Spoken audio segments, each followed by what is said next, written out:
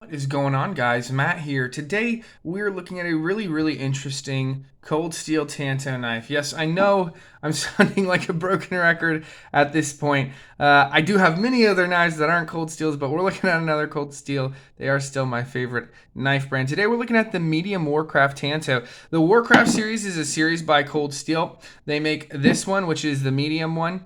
Which is a 5.5 inch blade. We'll talk specs here in a minute. 5.5 inch blade, and then they make one with a 7.5 inch blade, and then they make one with a 12 inch blade. That thing is enormous. It's awesome. These styles, from what I hear, are becoming discontinued. The ones in 3V, they came out with them this year in 4034 stainless steel. I'm not a huge fan of that steel, if I'm going to be honest. But yeah, so we're looking at this one. This is the medium Warcraft. This is in CPM 3V, and this is the one made in Italy. Mamma mia. Yes, I had to say that. And it is stonewash as well. Let's look at some size comparisons to some knives you guys might know before we get into specs. Then I will talk about what I like, what I don't like, and something unique about the blade. So let's compare it to another cold steel Tanto.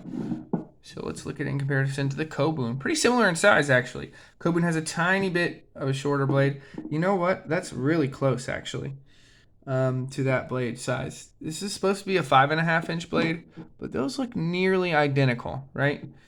Yeah, and this is a 5.5 inch blade, so that makes sense. Duh. It's been a long day, guys. All right, so yeah, that's in comparison to Kobun. Similar size, hugely different in weight, and we'll talk about that in a sec and why that is. Let's look at it in comparison to a classic, my last review that just came out, the K-Bar. So yeah, smaller knife, but still not all that far off, and honestly the weight's actually relatively similar because this is full tang slab handles. All right, let's talk specs, guys. So overall length on this medium Warcraft Tanto, we're looking at 10 inches. Blade length is 5.5. Like we mentioned, this is in CPM 3V, made in Italy as well. Very interesting, very interesting. Not many cold steel knives made in Italy. They have a couple they've had, though. Obviously, this is in Tanto. This is a flat grind.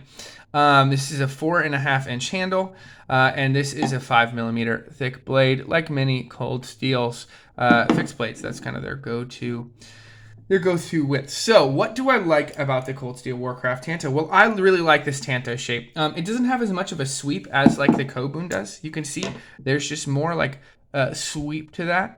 But still there is a little bit of a sweep. It's a it's a slight sweep.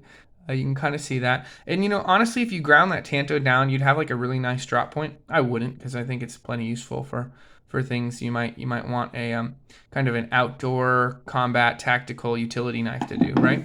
So yeah, I really like the sweep to that blade. I like how broad it is. It actually cuts and shaves kind of quite nicely for a Tanto. So yeah, I really enjoy that blade. I actually like the slab handles, and we'll go over something that I don't particularly like about this, but most cold steels have this Craton overmolded handles, which, goodness gracious, it's so comfortable.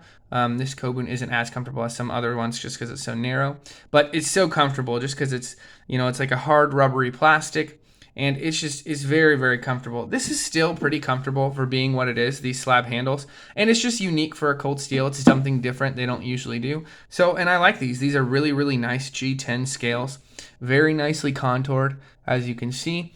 Fit and finish is excellent on this, by the way. That's another thing I like. I have owned the large Warcraft Tanto. It's Taiwanese made, and it's DLC coated. And the fit and finish wasn't nearly as good on those.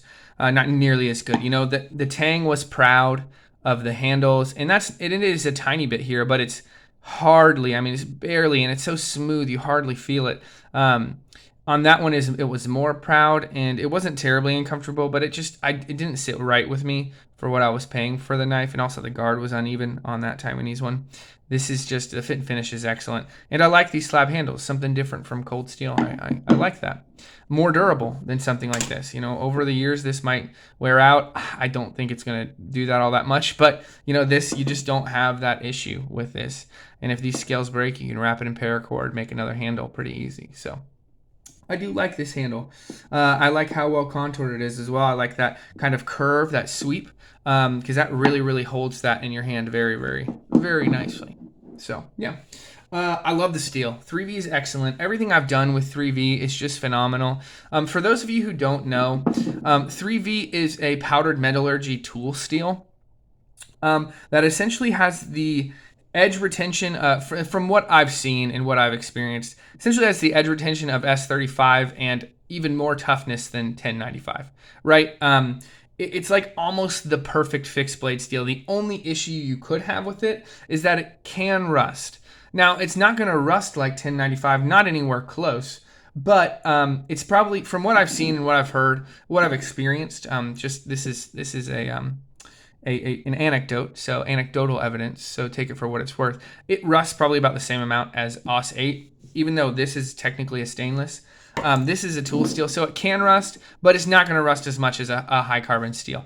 So just something to be wary of with 3V. But it's also crazy tough and holds a great edge. It's like the perfect outdoor steel, utility knife steel. So I really love that they went with 3V on this. Along with that steel, the durability on this thing is just this right here, this knife design with the steel choice, with the slab handles. This is like the toughest knife design, right? There's not any other knife design that's going to be stronger or more usable over long distances, long periods of time, especially because you have adjustments here. You could take these scales off, you could make new ones. Some full tang knives where the blade is it runs full tang through the handle. They're pinned on, so if they crack, you can make another one. But this is easily removed. So this is like ultimate endurance of a fixed blade, this kind of style design with slab handles. And I think that's really cool if that's what you're looking for, is like ultimate durability. Knives like this, or like the SRK, Recon Tanto, Master Tanto, they're still gonna last forever. I mean, people have them for the longest time. People still have K-bars. I used to work at Lowe's. I met a guy who had the K-bar that he carried in World War II sitting in his trunk, leather wrapped handle, still in the sheath, using it to open bags of mulch, right? And he had carried it in World War II. So, and that was leather stacked handles, not knowing for being nearly as, durable and corrosion resistant as something like Kraton. So this is like the ultimate strength for a fixed blade knife. So if that's what you're going for, go for this, because this is what you're looking for. That being said, like I said with that K-bar story, the other handle materials still hold up really well as well. So another thing I really like about this is made in Italy, which I just think is fun, and we'll get into a little bit more about that later. But Italy, like especially the knives that come out of Italy, they're known for their craftsmanship, and it shows. It shows in this Cold Steel. Cold Steel has a couple of knives that are Italian made. I know that the old Formax, the original Formax, they had an American made one and an Italian made one. And then I believe the Storm Cloud as well was made in Italy. Their knives in 20 CV, I think, were the ones made in Italy. So everything I've heard is the fit and finish is pristine on those blades. So that's what I like. No neutral points on this one, so we're going to go into what I dislike. I'm going to say it. I don't like finger grooves on knives. These actually fit my hands well. Fit my hands quite well. And so it's not actually something that's an issue for me personally. Here's why I don't like finger grooves on knives. They just have less modularity than a knife like this does. I can use whatever grip I want to on this K-bar. Reverse, I can go up. If I cut that guard off or whatever, I can move up here. You have one option on a knife with finger grooves, and that's to hold it like this, or to hold it like this. You can't choke back. You can do something like that and it's still relatively comfortable, but it's just not as comfortable and not as modular as a neutrally designed handle. So I'm going to say it's something I don't like, even though these finger grooves actually fit me quite well on this knife. I'm just going to, I prefer, a handle that has a more neutral design, and it feels more modular. It feels more useful. So this is an issue I see on some Cold Steels, and for me, it's kind of hit or miss with Cold Steel. You guys know I love Cold Steel. Cold Steel, if you're watching, you're still my favorite knife brand. Send me some knives. I'd love to review more Cold Steel knives. I'm always about that. Here's just a small issue I have. So on some Cold Steel knives I have, the retention is awesome. The retention on this is just a little bit looser than I'd like. It's still not bad, but and there's just a little bit of rattle, but I would like it a little bit tighter. The issue is there's no way to adjust that, and it's going to loosen over time. So with how kind of loose it is right now, I just know this is going to loosen over time, and eventually, it's not going to be as tight as you want. And most of us prefer to not have to use that strap if we don't have to, especially with a small knife like this, smaller knife like this. So retention is not up to the par that I would like to see for that, for a knife. They get it right sometimes. They don't get it right sometimes. I just wish there was a little bit more consistency on that retention on those Secure X sheaths. I like the sheath overall. You guys know I like Secure X sheaths for the most part. There's some negatives to them. All right, last thing I don't like.